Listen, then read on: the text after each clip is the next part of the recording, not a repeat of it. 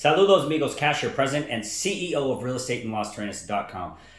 Guys, we are one of Las Terrenas' top brokerages. We are growing very fast. We are North American, and we are not just brokers, we are investors and brokers. Okay, so we invest into projects. We bought different properties throughout Las Terrenas in different areas, and we truly love this market. So guys, today what we're going to be doing is we're going to be sharing with you a little conversation that we had with some clients of ours that are located in Hamilton, Ontario, Canada. Okay, they are a couple that is looking to retire, like a lot of you. You're looking to retire in paradise. This place is paradise. Okay. Currently, I'm in Windsor, Ontario, Canada, though a few short hours away from where my clients are when they're calling me.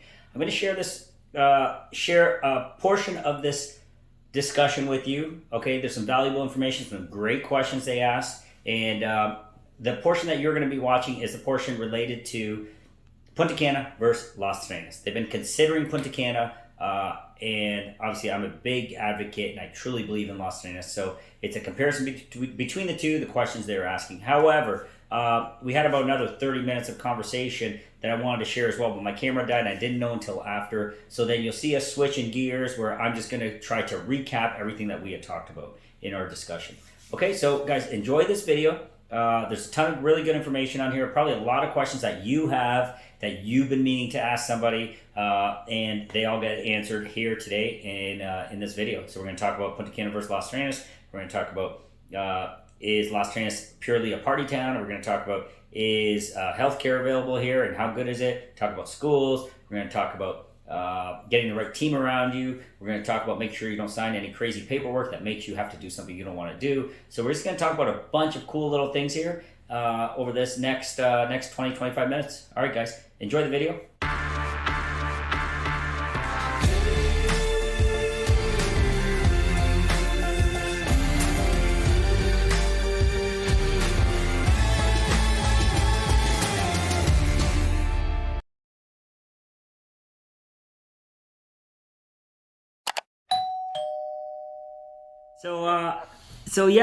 Thanks for reaching out, and hopefully all the information is helping you out so far. Yes. My wife and I, we look at your video Great. on YouTube, and there's a lot of information you've given there. Really appreciate that, and also appreciate you taking the time to video chat not video chat but chat over the WhatsApp for now. For sure. So like what I mentioned earlier in our text messages, we visited Punta Cana between April 1st and April 9th. April 1st and April 9th, okay. Yeah, and stayed at Bahia Principe Luxury Amber. Yes. And so we really like, we come from hot, equatorial type of climate, and we moved to Canada about almost 30 years ago. And you moved from... I'm Malaysian, and my wife is Sri Lankan. So we moved from that part of the world. Yes. Malaysia, Singapore. Yeah. A big difference. Big difference. Yeah. And we were young, so we were adventurous at that time, and we loved traveling. So we have traveled a lot, like yourself. Amazing. That's very good. Yeah. So now we are at this stage where our children are both grown up, and it's just basically both of us. We are generally healthy. So we like Punta Cana very much. Good. And and what it has to offer in terms of living conditions. Like you say, the cost of living is relatively cheap. Correct. And it's everything is fresh. Exactly. Everything's organic. Correct. Exactly. Well, compared to Canada, where everything is frozen pretty much. Right? Correct. So, and that's what we were thinking, and because we don't have a lot of savings as such, but our home has a fairly decent equity in it. I'm thinking around about 500K or so Canadian. Got it. And so with that, we were thinking of buying fairly anything between property in Punta Cana, 1-2 bedroom kind of, preferably 2 bedroom. Okay. And needed your advice. I seen your video with regards to financing options and your discussion with Joe Bundy and stuff like that. For sure. The super mortgages, which is really interesting. So we just needed your guidance as to how we can approach this, and we are looking at possibly moving between now and the end of the year. So, Before how December, can okay. you help with the question? So no, that thanks for the information there and recapping everything we've talked about over the WhatsApp chat. So your scenario is not very different than I would say 75% of my clients. Okay. Most of our clients are in a similar situation as you, similar situation as in how much equity they have available. The standard house prices have gone up. I'm in Windsor, Ontario, Canada, and I'm just visiting right now. I go back to Las Terrenas on Saturday. So I'm just visiting. I'm in Windsor right now, actually, as we speak. Nice.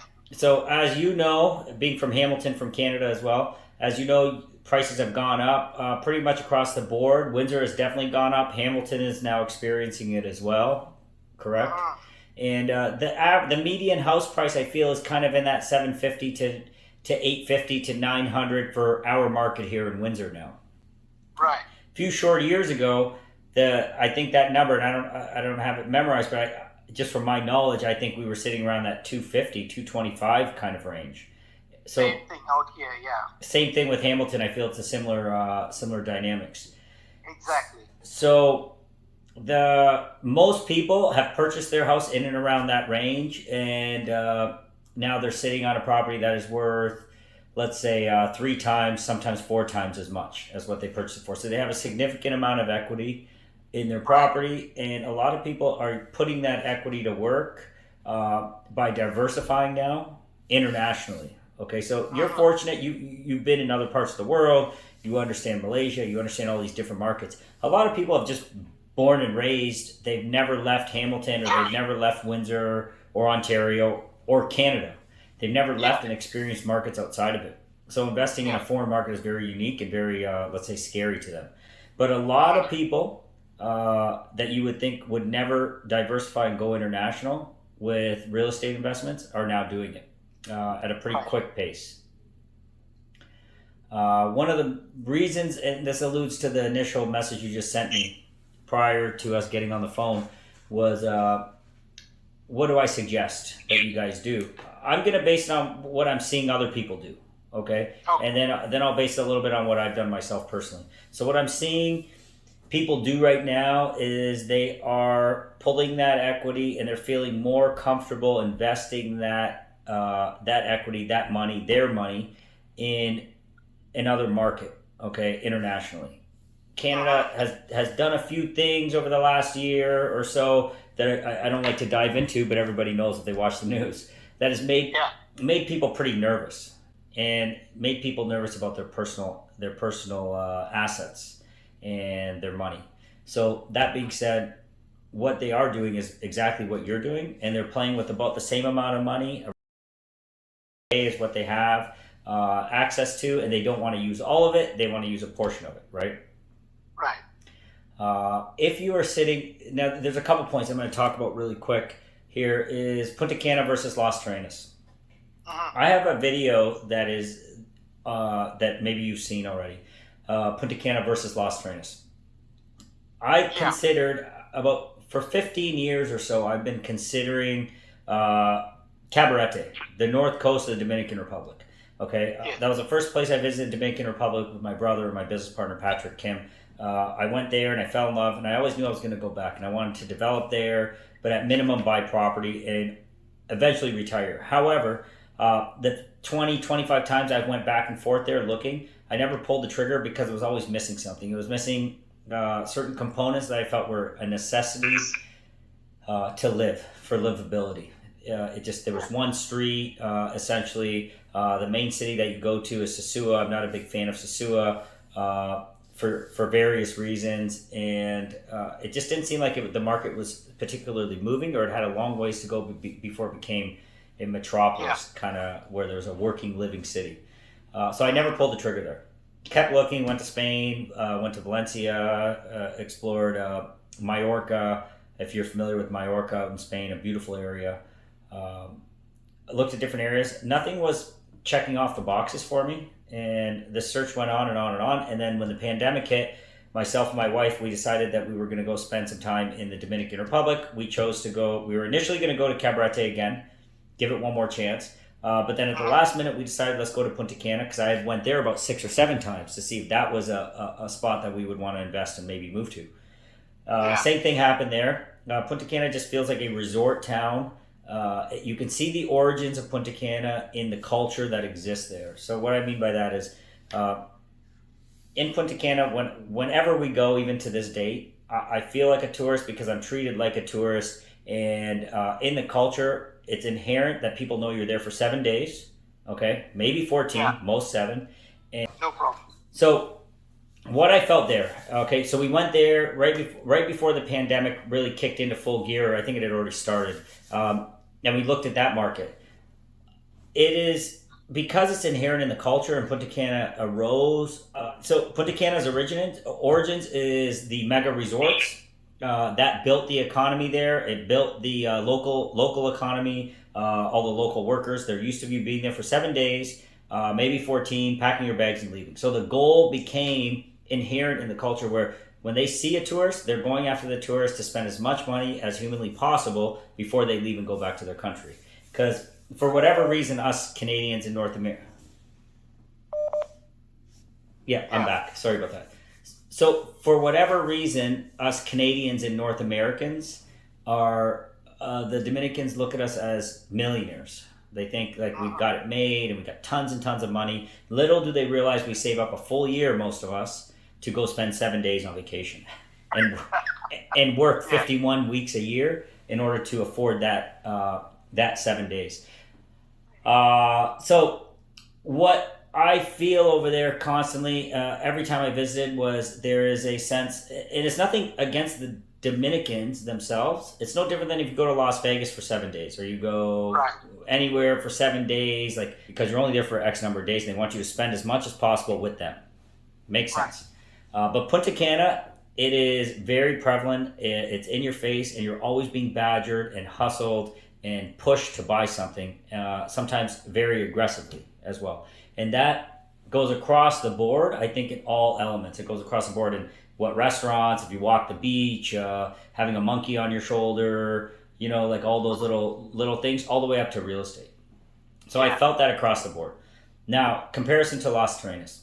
Las Terrenas is different in the way that, and I know you've watched my video so you understand it, but I'll just recap. About 40 or so years ago, the Europeans, specifically the French and the Italians, stumbled across Las Terrenas, which was just a little fishing village at the time. And they started to come and visit, they started to buy homes, and they started to buy property, and then they just integrated with the local economy, okay, the local people. So the city grew organically, one property at a time. Not a problem. So I won't spend too much time on this. I think it's really important for you to understand because you are considering Punta Cana. And by all means, if you decide that's the best place for you, that's great, but I want you to understand my view on it first. Sure. So because it grew organically, and now you have European settlers that are now moving here, expats, you have from France, from Italy, different Europeans, they start coming, buying land, they start integrating with the local economy, the local people. And now we sit here, us, people like me and you, sit here 40 years later, and we're able to reap those rewards. Because now when you go visit, it sounds like you have not gone to Las Terrenas yet. No. Okay, you're going to, it's going to, because you're traveled and you've been around the world, it's going to take you about 5 minutes to say, Kash was right, 100%. So when we get to go there and we walk the beach, nobody's badgering us, nobody's harassing us. When you're walking downtown, nobody looks at you twice. Nobody is trying to drag you into restaurants. Nobody's trying to sell you straw hats aggressively, chasing you down the road, trying to make you buy stuff. Nobody looks at you twice. And it doesn't matter what race, religion, or color you are in Las Terrenas, because the local economy, the local people got accustomed to it. So they don't know at sometimes if you've been there longer than they've been alive. And it's very inherent in the entire culture, especially if you're looking at, my understanding is you're looking to retire. So when you were telling me you're looking to retire, I think it's imperative that you go to Las Terrenas, and then I think you'll make your own decision very quick. But anybody looking to retire from Canada or North America, 100% Las Terrenas over Punta Cana. Okay, different if you were saying, hey, I just want to buy an investment property, I want to stick it over there, I might never visit it, or maybe I'll go for 7 days here and there. I would still say Las Terrenas wins, but then it would make more sense to me because prices are a little bit cheaper in Punta Cana, which might be attracting you. And the reason you're seeing cheaper prices in Punta Cana is for the sole reason that Las Terrenas has been discovered. The pandemic opened up Las Terrenas to the world, specifically to Santo Domingo and Santiago, the two major cities that are located close to it. Basically, they didn't really understand that Las Terrenas existed. It was kept as a secret. I have different theories of why it was. I believe that people that came there initially saw the value in the landscape, in the land, and how unique it was. It's true paradise, and they just started consolidating land. So the less people that knew, prices would stay low, and they'd be able to keep buying land. So there's a lot of settlers that went in and bought a lot of land early on, 15, 20 years ago kind of thing. So the demand has shifted, and Punta Cana feels it. The demand has shifted to Las Terrenas in the Dominican Republic. So that's my quick, just a few quick points on that so you understand that. Another advantage with Las Terrenas is north coast of Dominican Republic hasn't been hit direct by a hurricane. I think it's like 75 or 80 years. Okay. Yeah. Because of its positioning on the island and the Caribbean and the way the hurricanes rotate through, can't get a direct hit, and then we have a huge mountain range right behind us. Okay. That blocks it hitting from the other side. So again, another reason why I picked it is I'm not looking forward to getting my house wiped out every year and having to live through a hurricane. I can deal with rain and wind. That's okay. That doesn't bother me. So that's another thing to consider when you're comparing the two. That's not to say that we don't have some properties over there in Punta Cana as well, but I'm always honest with people like yourself because I know you're doing the same thing I did. And you want to be very cautious, you want to do the right thing. I just tell them that I would never buy in Punta Cana. Before I would go to Punta Cana, I would be looking at more property in Las Terrenas, and then maybe, if anything, I'd look at Santo Domingo because I really love that metropolis, that city. It's very similar to Toronto, 4.5 million people. Of course, poor areas, but very rich areas as well. So that's on that point right there on the Punta Cana to Las Terrenas. Hopefully that helps a little bit. Absolutely. No, that's good information.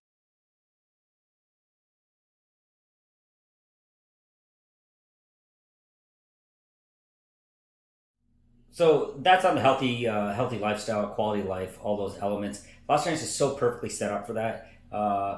It's mind blowing how healthy you can live in this environment.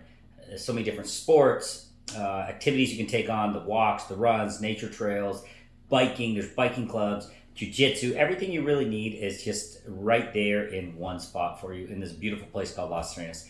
Okay, so what were the other things that you missed out on there that we talked about? We talked about kind of the process, like what to expect. So once we go through the entire process and we find that property that you're looking for, okay, the next steps are going to be pretty straightforward, and I would say a little more simplistic than they are here in Canada or the U.S.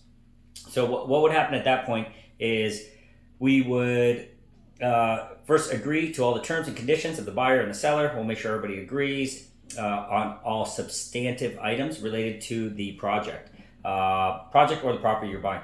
The next stage that we would go into is we would then engage our law firm that we work with. We work exclusively with them on our personal transactions and our professional transactions, and we will make that connection for you. They would then work on the promise of sale. That would have all the details of the transaction. Everything that everybody agreed to will be detailed in there, and at that point, that would be the official contract between yourself and the seller. Okay, so that could happen anywhere from 7 days, sometimes with some of the projects 30 days later, or at whatever predetermined, defined period of time. That happens with your lawyer. Always needs to happen with your lawyer, and I recommend you always do it with our attorneys that we work with. Okay. Once that's all done, the monies are transferred. Now you say, okay, I'm in Canada. How do I get the money over there to Las Terrenas? Very, very simple, guys. The law firm we work with is called Guzman Ariza. They have accounts and trust accounts set up in Miami. Whether you're in Canada or the U.S., you send that money over to these law firms, and it happens very, very, very, very seamless. It gets wired to their bank account. At that point, it gets safely wired from their bank account, their trust account in the in Miami all the way to the Dominican Republic. I've done it myself. It's a very easy process, very safe, very simple. Okay, so once the money's there, then you go through the normal process that you've gone through when you bought or sold a property here in North America. If you put in your clause, you want to do an inspection. One of my clients did that. He did his full inspection, and then he signed off. At that point, the funds were transferred to the seller, title to the buyer, and keys exchanged, and everything was done. It's your property, your title, you own it. There's no restrictions on somebody outside of the country owning real estate in Las Terrenas in the Dominican Republic. Okay, there's some countries where that is not possible without residency, or you only get there's like 99-year leases, some items along those lines that complicate ownership of real estate, of land, of property, does not exist in the Dominican Republic. Okay, so that was one of the other items we talked about. And then in closing, really, I just wanted to make sure, and they wanted to make sure, that we all understand exactly how to get to Las Terrenas in a simplistic fashion. So we talked about El Cate Airport. I have a beautiful video, very, very straightforward video that is online on the channel here. And I took you guys there, showed you the airport. I think I brought you back, I can't recall. But nevertheless, watch that video. El Cate Airport is a short 15 minutes away, 15, 20 minutes, depending on how you drive. 15, 20 minutes away from Las Terrenas. That is the ideal spot to fly into. That's what I'm going to be doing here in a couple days. I'm flying direct from Toronto to El Cate. One of the most magical drives you've ever had in your life. You drive through the mountains, up and down. It is beautiful. It is so safe. Nice wide highway.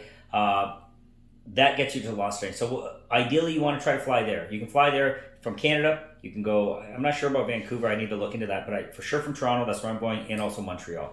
Those flights typically run up until May, and I think they start up in like November or something along those lines. You can fly direct from North Carolina. You can fly direct from now Miami twice a week. You can fly direct from numerous other places in the world. I believe Germany flies in direct. Again, I detailed in that video for you guys. So make sure you watch that video. It will help you out. You'll understand that entire process. What's the other component of that? Okay, now the other thing, now when you're off season during the summer months, you can fly, if you're leaving Canada, fly to Detroit. From Detroit, you go to Miami or North Carolina. You can also fly direct into Santo Domingo. Tons and tons of flights going to Santo Domingo, guys. Tons of flights going there. Santo Domingo is an awesome city. The airport, however, is located about 45, I don't know, maybe half hour away from the actual city. So you don't even need to go to the city of Santo Domingo to get to Las Terrenas. Flying to Santo Domingo, every airline's going there. Very simple. It is about an hour. Actually, my business partner just is coming back to Canada from there. So he timed out how long it took to go from Las Terrenas to Santo Domingo Airport, and I think it was under 2 hours. So under 2 hours, you get there. Cost can vary. If you took the bus, it'd be about $10. It's really not hard if you can speak Spanish and you're comfortable in the environment. You've done it before. Very easy. About $10 to do that. You take a cab to the bus station, which is about $20 from what I'm understanding, and then $10 on the bus right to Las Terrenas, center of town. That's an option. Or you can do a taxi, $160 to $200. You can negotiate in there. Or you can get a private shuttle. We assist you guys with that process. That runs right around that $200 marker. Okay, if you've got a large family, you've got tons of bags, luggage, maybe that's your avenue. Nevertheless, it's simple, it's easy, and it's quick. It's only 2 hours. So multiple options there. You can always fly into San Domingo from almost anywhere in the world. All right, guys. So that was basically the last topic we touched on. Then we're going to be touching base here soon. We're going to continue the search. We're going to find them the perfect property in their budget and in the timeline they're looking at. And that's what we do really well. Once we find those opportunities, we're going to analyze them based on needs, wants, macro, micro factors, all those different elements. We're going to analyze that entire thing right down to which one is the perfect property, the property that you will love to live. Okay, guys, I hope this video helps out. I apologize again. Camera cut out on us. We weren't able to catch the entire interview, but that basically recaps kind of what we spoke about right there. And we want to remind you guys to like, subscribe, and share. I know everybody says that all across YouTube, but this is a little bit different. This isn't to build subscribers and the likes and all that other fine stuff. This is truly from clients that have reached out to me and talked to me. They've said, Kash, I stumbled across your video. I never thought it was possible to do what you've done, but as you start to explain it and show us exactly how to do it, it started to make sense. We started to put the pieces of the puzzle in place. And it is purely because of your video, the way your family picked up and left right in the pandemic. Okay, if you could do it then, we can do it now. So, the video, our story does give hope to people. Thank you everybody for watching. But remember, share, like, and subscribe this stuff because it will help somebody, and it does, and it's doing it every single day. We're getting the word out. So do it for that reason, okay? And if you like the content and it entertains you, do it for that reason too. But more importantly, because it could be the catalyst that changes somebody's life, changes their life, their family's life, anybody that knows them and their lives. It truly is powerful. When people realize that they're not stuck where they were born or not stuck where they live, and they can leave, it is possible, it's doable. People like me are doing it every single day. It's not meant only for millionaires. You also can own property where you live, and you can also own property somewhere else in the world. Totally normal. You're not blazing the trail. You're not going to lose everything. It is a safe investment. Just, reach out to people like myself. Make sure you're working with people that understand the market. Make sure you are surrounding yourself with a really good team. We've got all that stuff covered for you. We're going to make sure you're protected. We're going to cross the T's, dot the I's. We're going to get the lawyers involved, get the banks involved. We're going to make sure you do it right. Okay? So, that's it for this video, guys.